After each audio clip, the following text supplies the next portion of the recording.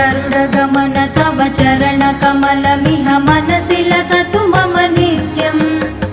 गरुडगमन तव चरणकमलमिह मनसि लसतु मम नित्यम् मनसि लसतु मम नित्यम् मम तापमपाकुरु देव मम पापमपाकुरु देव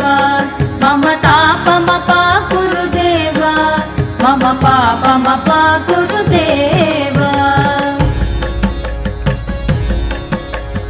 जलजनयन विधिनमुचिहरण मुख विबुध